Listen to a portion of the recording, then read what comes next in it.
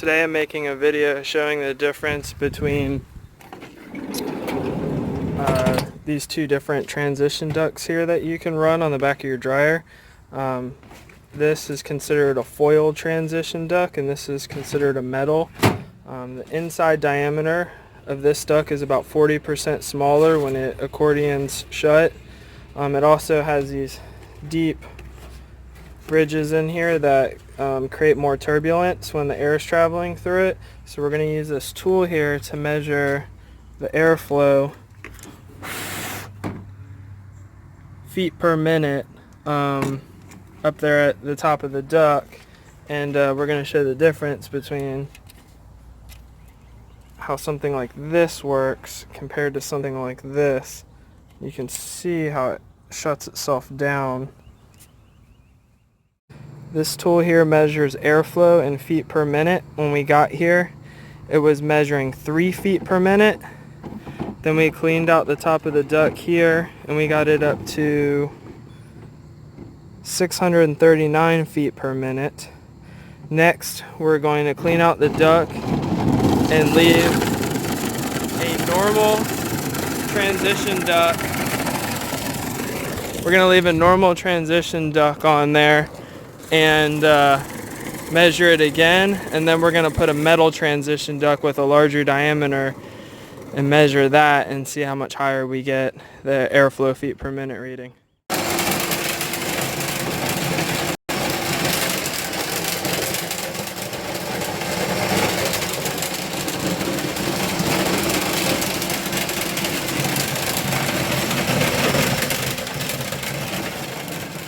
Okay, we have the foil transition duct as straight as we can possibly get it going up into the duct. We're going to turn it on, go up top, and get a reading of what kind of airflow the dryer's getting with the foil transition duct on there, the kind that we don't recommend. And also on the back of the dryer there's a sticker that says not to use this particular style, that they want you to use metal because of a fire hazard. Here's the duct. When we first cleaned the top out here we had a reading of 639. Now we've cleaned out the whole vent.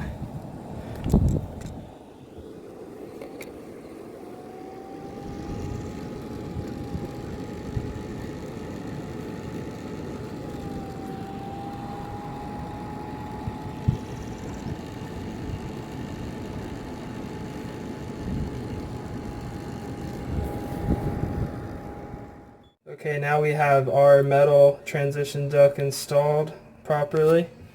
We're going to go up top. See here it says use a heavy metal transition duct. Do not use plastic vent. Do not use metal full vent. Failure to follow these instructions can result in death or fire. We're going to go up top and measure the airflow. Last time we got about 1244 feet per minute. So we're going up to see, just changing the duct behind the dryer. Oh man, I can hear that thing blowing from here.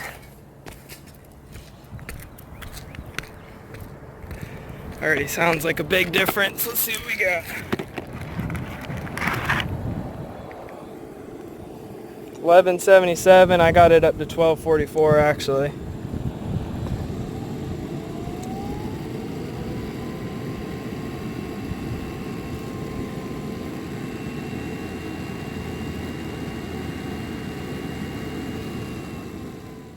This is a reference manual from the Chimney Safety Institute of America.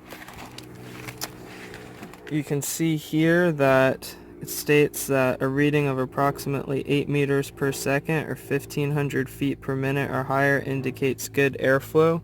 We were able to get the customer's airflow reading up to a little over 1,500 feet per minute by cleaning out the duct and changing the pipe behind the dryer to a larger metal transition duct.